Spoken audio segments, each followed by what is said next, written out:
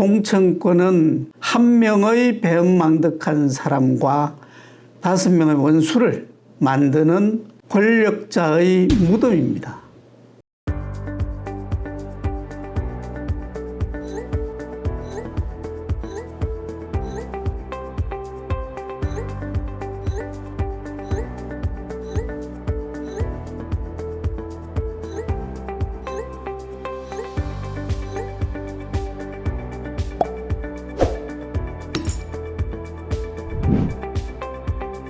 대선과 지방선거가 다가오는 정치의 계절입니다.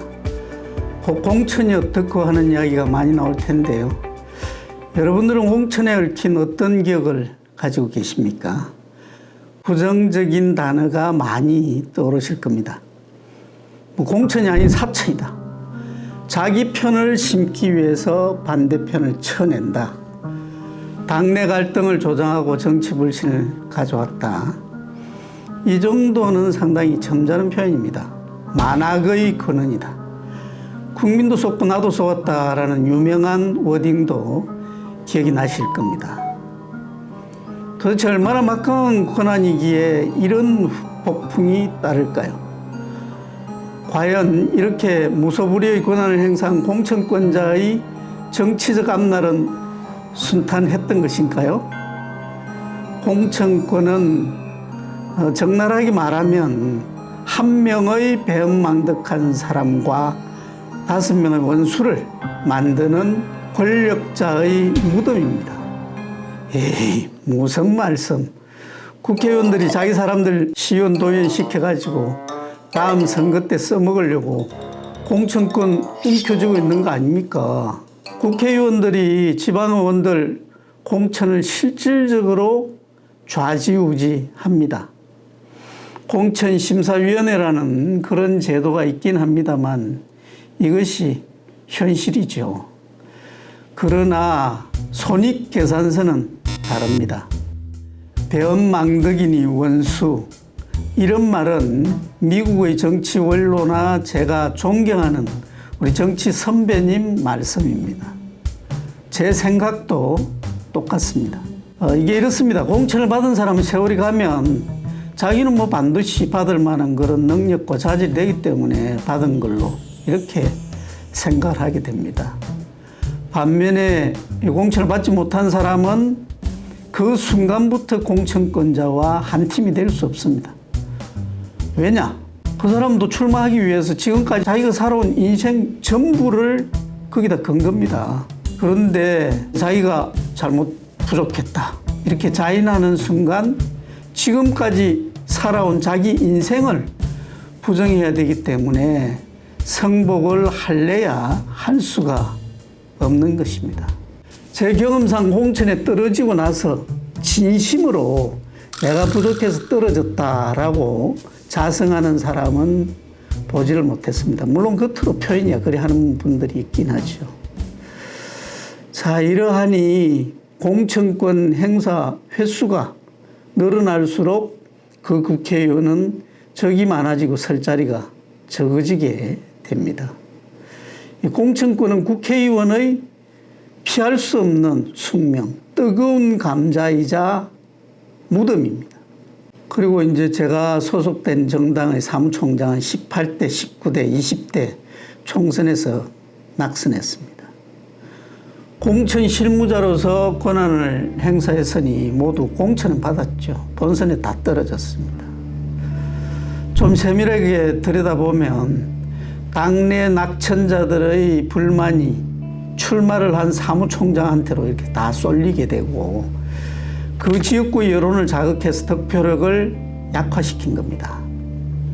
이 불만의 결집력은 그 공천에서 그 사무총장이 얼마만큼 권한을 행사했느냐 하고 비례를 하더군요. 공천권자의 자리는 피해갈 수 있으면 피해가야 할 자리라고 생각을 합니다. 더구나 기준과 절차를 지키지 않아서 명분과 실리를 다 잃어버린 21대 총선 공천과 같은 경우에는 끝나고 나서 당대표와 공천위원장 모두 잃어버린 민심을 회복하지 못하고 있지 않습니까? 당연한 결과입니다. 그럼 도대체 공천을 어떻게 해야 돼? 이미 그 기준과 절차가 법으로 다 만들어져 있습니다. 법대로 하면 된다. 이런 말씀을 드립니다. 우리 헌법을 보면 정당은 그 조직과 운영이 민주적이어야 된다. 이렇게 규정합니다. 공직선거법에는 공천은 민주적으로 해야 된다. 이렇게 선언을 해놓았습니다. 자, 여기서 말하는 민주라는 게 뭡니까? 국민과 당원이 주인이 되어 정치를 하라는 거 아닙니까? 공천권도 당연히 그 당의 주인인 당원과 유권자가 행사해야 하는 겁니다. 우리나라가 현재 일본의 보수 정치, 계파 정치의 영향에서 벗어나지를 못하고 또 독재에 맞서는 과정에서 당권자의 카리스마에 의존한 그런 이제 일면이 있었습니다. 그래서 밀실공천이라든지 신복신기의 불행한 역사가 되어버린 겁니다. 지역당원과 유권자들은 온데간데 없고 당대표가 누구냐 그쪽으로 줄을 섰느냐에 따라서 공천을 받기도 하고 죽기도 하는 그런 역사가 지금까지 반복되었던 겁니다. 지금이라도 사문화되다시피 한 헌법과 공직선거법 규정에 따라서 당원과 유권자들이 공천자를 결정하는 그런 상향식 공천제를 도입하면 되는 겁니다. 그러면 지금 국회의원 하는 사람들이 경선에서 유리한데 맨날 공천 받아가지고 의원하겠네. 맞습니다. 그게 현실입니다. 그래서 미국 같은 경우는 10선 이상의 의원들이 상당수 나오고 있습니다.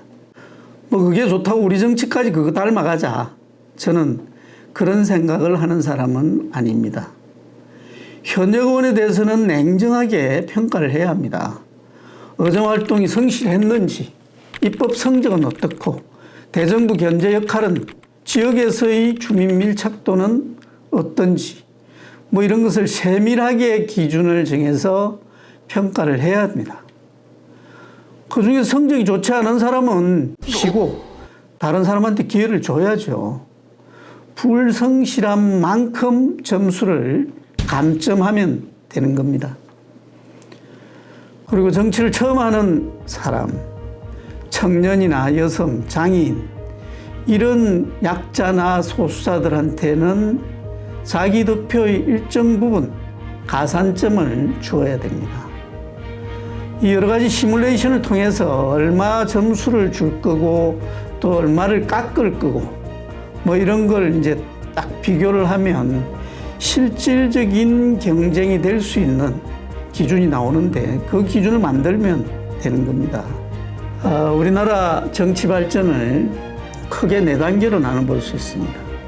첫 번째는 독재에서 벗어난 대통령 단임제 개헌입니다. 두 번째는 금권 타락 선거로부터의 탈출이죠. 세 번째는 지역구도 타파인데요. 부족한 점이 있긴 하지만 이 세 가지는 이미 이제 정착이 되었습니다. 마지막으로 남은 것이 공천권을 소수의 권력자 또 밀실에서 불합리한 간행으로부터 분리시켜서 당원과 유권자들에게 주는 것입니다. 이것이 실질적인 민주적 공천제도의 확립입니다. 이제는 시대 정신도 그렇고 여러 가지 여건이 무르익었습니다. 어느 정당 할 것 없이 민주적인 공천을 하지 않으면 국민들이 선거에서 매서운 회초리를 들어서 준엄한 심판을 해야 합니다. 우리 자식들에게 더 이상 부끄러운 정치 행태를 물려주어서는 안 되지 않겠습니까?